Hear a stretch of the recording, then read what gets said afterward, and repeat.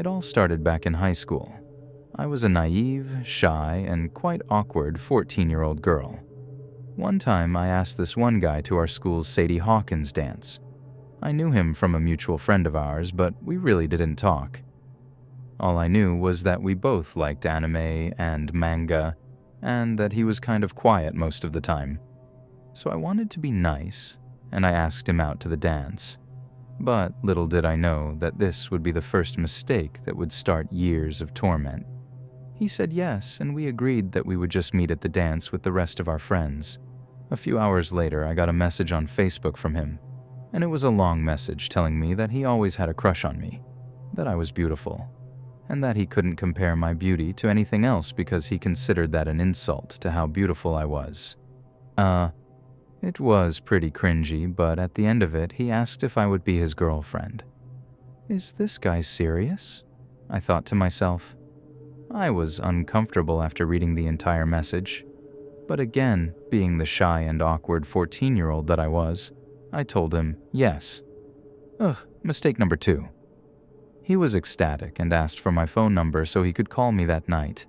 And guess what? I gave it to him. Yeah, I know. Mistake number 3. He called me later that night and I learned a lot of things that I did not want to know. One of the major things was that this guy was a massive crybaby. Don't get me wrong, I'm not trying to say that men who cry are weak, but this guy would cry at literally everything and would always play the victim. If he felt like all his friends didn't like him, cry. If he felt like no girl other than me would love him, cry. If the teacher failed all of his assignments, even though he openly admitted he didn't want to do any of the work, cry. The list goes on. I also learned that night that he had a foot fetish, and now that I'm his girlfriend, he was going to do so many things to my feet. Again, not trying to shame anyone, but as a 14-year-old girl who didn't like showing off any part of my body, I was uncomfortable, and when I went silent for a little bit, guess what he did? Cry. Because according to him, I thought he was a freak. His words, not mine. I told him no, that I didn't think that, though now I was starting to. He instantly cheered up. I think he might have been bipolar or something. He continued to call me every night, and the conversations usually were the same as the first night. He kept calling until the night of the dance. At the dance, he mentioned he never had his first kiss and how sad it was. I already had my first kiss at this point, and I'm so glad he wasn't it. I kissed him at the dance just to get it over with. However, throughout the night, he would try to kiss me even more and even tried shoving his tongue in my mouth. It got so bad that a teacher had to pull us apart, but of course, he goes off to sulk and cry. After the dance, I got a text from him saying how magical I made the night for him and that the kiss was delicious, not even exaggerating, and how the stupid teacher didn't understand our love. Again, not exaggerating. I was feeling pretty sick to my stomach at this point and wanted to break up with this guy, but I stayed a little bit longer. Mistake number 4. 2 days later, he asked me out on a date to the movies. Stupidly, I said yes, and he asked if one of his best friends could come and if I could bring one of my best friends since his friend found her attractive and wanted her to be his girlfriend. I told both of them no because he wasn't her type, and in all honesty, she hated him. They kept pushing me to bring her, but I kept telling them no. By the way, his best friend calls me Kill Joy Bubbles. Don't ask me why. Then he did his usual thing of crying because he didn't get what he wanted. We go to the movies that night, and his friend sits behind us. The second the lights go out, he turns my head and starts kissing me and pushing his tongue into my mouth. I tried to push him away because I was not going to let him do this to me the entire movie. Again, his friend is right behind us and he keeps trying to kiss me. The movie finally ends, and when I get home, he sends me a text saying he was depressed and a picture of my feet would make him feel better. I told him no, and he threatened to do something really bad, and it would be all my fault because I didn't send him a photo. Horrified at how fast he snapped, I sent him a photo. The next night, he asked if I had been naughty lately. Knowing where this was leading, I told him no. He then started crying about how I was cheating on him and that I had been being naughty but with other people instead. He then made another threat about doing something really bad. I tried to calm him down by telling him that I was a virgin and was not a sexual person at all. He suddenly, as if on a dime, stops his fit and asks me if we could just completely forget about what just happened. I tried telling him that what he did was incredibly inappropriate and was about to tell him to leave me alone, but he pulls the victim card again and starts crying. During the crying, he asked for another picture of my feet to calm him down. Scared he was going to snap again, I sent him another picture. This continued for a few more days. He would try and message me whenever I was busy after school, babysitting, volunteer work, etc., accusing me of cheating, playing the victim, and asking for pictures of my feet to calm him down. I eventually had enough, and after 2 weeks of dating him, I broke off the relationship. He cried, of course, and begged that we at least stayed friends. The school year was ending, and he said he was transferring to a new school, so I figured I would never see him again. But boy, was I wrong. At the beginning of the school year, he would message me, and when I didn't respond, he would cry and threaten to do something really bad. After a while, I just started to ignore the messages and threatened to call the police if he didn't stop messaging me. I thought he would have stopped after that, right? Wrong. Every year up until I turned 21, he would message me random things at random times. Examples: "Hey, my friend, we're friends, right?" I gave him the silent treatment. "Can you send me a pic of your feet? I miss you. I'll leave you alone if you want me to. I'm pathetic, aren't I?" And so much more. I ignored him each time and finally blocked him on every platform he tried to contact me on. Fast forward and I'm 21. I'm in college a ways away from my town and from him and have a boyfriend. I got a notification from Instagram. It was him. He started following my profile. I quickly blocked him, and not even 5 minutes later, I got a message from Facebook from a random profile I didn't know. The message read, "Why did you block me on Instagram?" I completely lost it. That was enough for me. I was furious. I sent him a long message telling him that if he ever contacted me in any way, shape, or form, I would get a restraining order on him. I also told him how damaging that would be to his reputation and his future career. Again, he played the victim card and told me that he couldn't believe he fell for a liberal junkie like me, and to never contact him again. I sighed in relief. Yeah, you can say that again. I never heard from him again, and good riddance. A few months later, I got a message from a girl who used to date him as well. She told me he used to threaten to do something really bad and horrible if she told him she ever left him.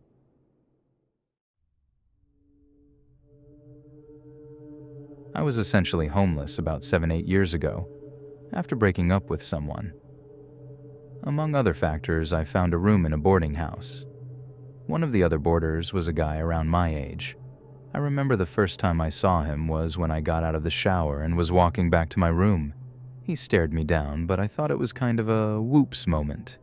Like he was just looking out into the hall and seeing someone and didn't mean to make eye contact. The next day, there was a note under my door basically saying, "Hey, I'm your housemate. Let me know if you need anything or want to hang out." Having come out of a few bad situations, I was without many people, so we struck up a friendship. Over time, it became apparent he had a crush on me, but it soon became very creepy. The more I learned about him, the more, let's say, off I realized he was. He had 2 or maybe 3 kids, all with different women. Whatever, that's fine. But custody? None with any of them. He had unsupervised visitation with one of them and had to go to supervised visitation with the other. As far as the 3rd child, well, his girlfriend moved away to get away from him and wouldn't tell him if the child even existed or not. Due to the issues with his kids and exes, he started to self-medicate with alcohol. He did this purposefully, as he admitted this was why he was doing it, getting blackout drunk to deal with his feelings. And that's when the stalking started. One night during one of his blackouts, I thought I could calm him down, so I went to his room to keep the landlady from calling the cops. He grabbed my arms, pinned them to my side, and then laid on top of me, pinning me between him and the floor. I got out and ran. The police ended up being called, but he wasn't kicked out. After that, his obsession grew out of what I can only think was some sort of psychopathic guilt. Instead of apologizing and staying sober, he started tracking my movements. With this, more letters showed up under my door. A lot of them were angry. The one I remember most was him essentially accusing me of cheating on him. It was like a rambling manifesto, with things about how he knows I must be lying to him about having a boyfriend now, because he left a cigarette between my door and the door jamb. And because it wasn't crushed or didn't fall out, that meant I never came home and I had to have a boyfriend I was staying the night with. This would then be followed by strange text messages telling me I deserve everything bad that happened to me because I apparently used him, which was basically just you won't be my girlfriend, so you're a user because I'm not getting what I want from you. I only lived there about 5 to 6 weeks, but this started about a few days in, and only ended when I finally said screw it and moved into a weekly studio that was far more expensive. I'd just gotten a job and had the ability to pay for it, and since I was genuinely afraid for my safety, I made sure to leave when I knew he wouldn't be there.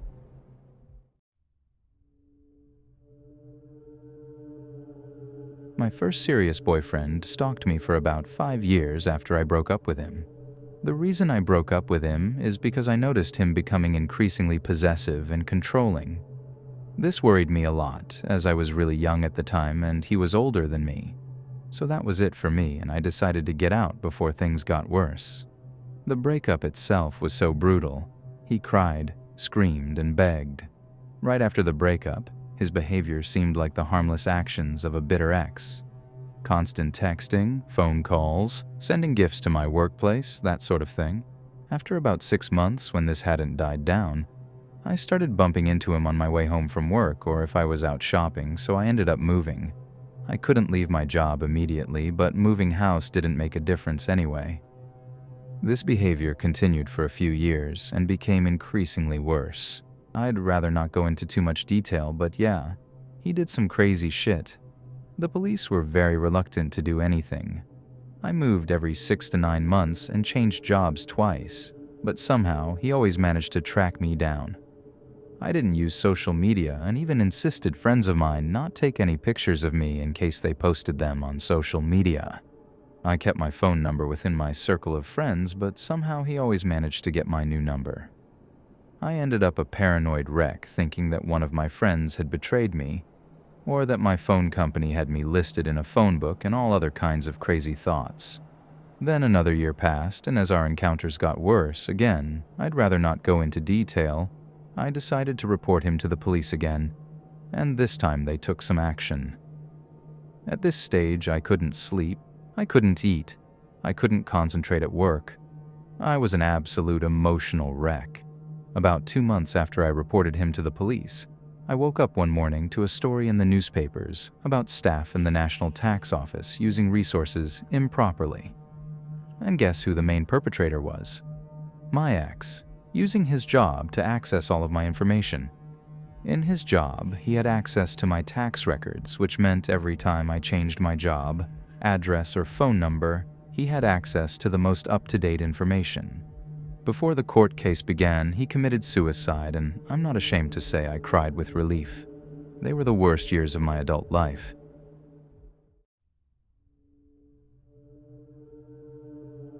When I was about 19 years old, I met this guy who worked at the subway near where I worked. He was a nice enough guy, and he took me out on a date. Everything started off well, but about a week into it, he started asking me for money. It started off small at first, like for a soda or $5 for gas. Then he started asking for larger amounts, like a few hundred to get him by for a week or so. I never gave it to him, but he started wanting to move in together within about 2 weeks of dating. When we would go out places, he started to do very weird things. He would start screaming in public, or singing nonsense at the top of his lungs. He would always play around afterward that he was just having fun, but it was weird and embarrassing to be seen with him. Also, my dog, who loves everyone, would not let him near me. I've never seen that dog so much as growl at another person. but he would try and bite the shit out of him when he came close to me. By the end of the second week, I broke up with him over the phone. I normally didn't do that, but at the time his erratic and weird behavior made me nervous and extremely uncomfortable. Of course, he didn't handle this breakup well at all. He completely flipped the fuck out. He started showing up where I worked. It got so bad at one point that my manager had to ban him from the building and coworkers walked me to my car. He would show up literally everywhere I was, even at the grocery store or the gas station. I started getting text messages and weird emails about how we were meant to be and how he couldn't live without me and such. Then one day, he showed up in the middle of the night and told me to come outside. I told him to leave, or I was going to call the cops. He literally started sobbing to the point where he was almost hyperventilating. I went back inside the house and locked the door. The next day, I was home alone and just doing some work at the time I was in college, when I heard some rustling by the front door. I thought it was just the dog messing around or the mailman or something, but the dog started barking and growling. The doorbell began to ring. I didn't think much of it, probably just a solicitor. Then someone started messing with the door handle. I grabbed a broom of all things because it was the nearest object I could find. I heard someone open the door. My dog then tried to bite whomever it was. I freaked out, locked myself in the bathroom, and started screaming that I called the police. They ran away shortly after. I called my neighbor who lived across the street from me and was former military.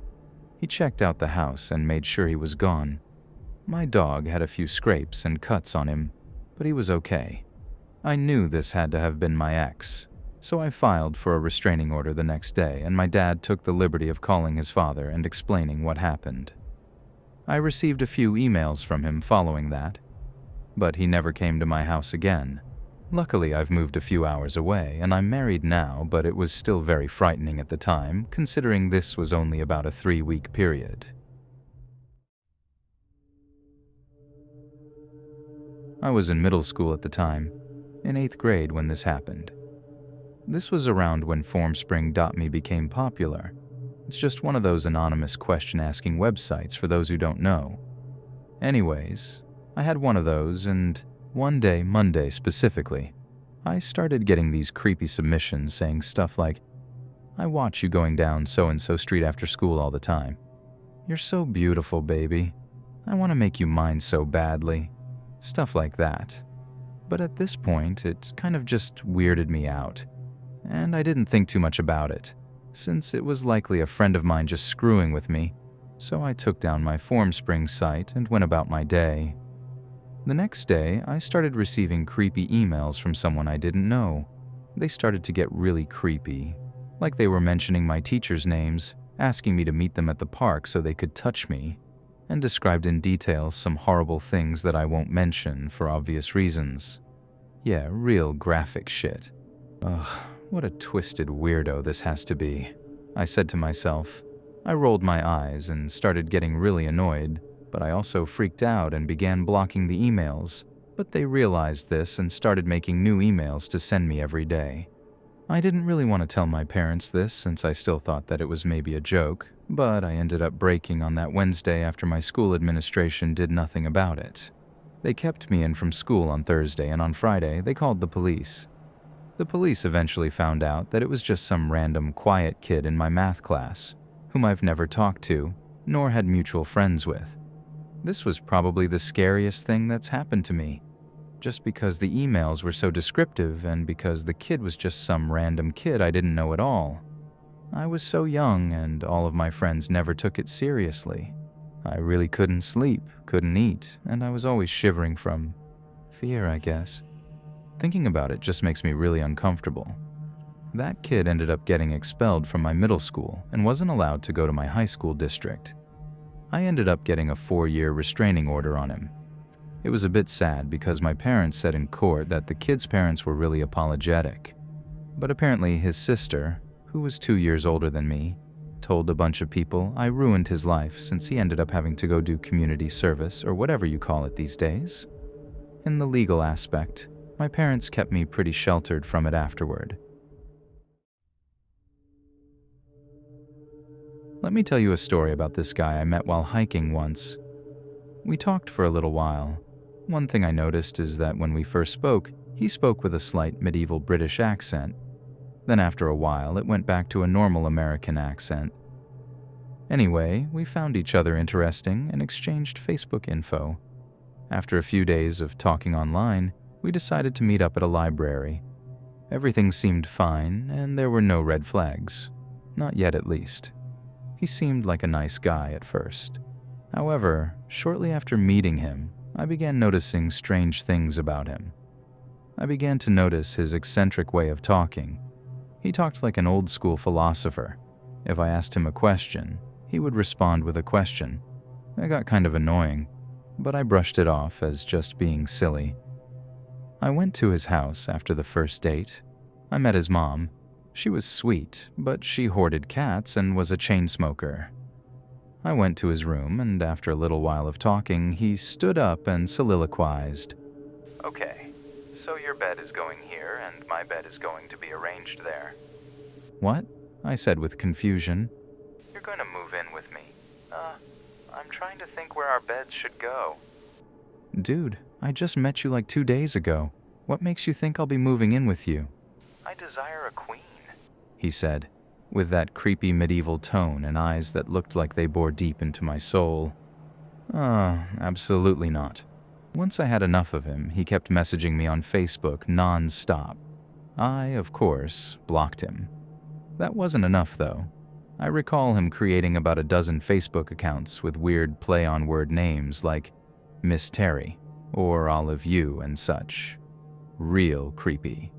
He kept sending me messages at all hours of the night, and I kept blocking and reporting each one. I remember one saying he was out to destroy my reputation because I had the nerve to leave him. Then, after the dozenth email, he said, "You are gonna regret this." It's been a few years now, and I haven't heard anything from him since.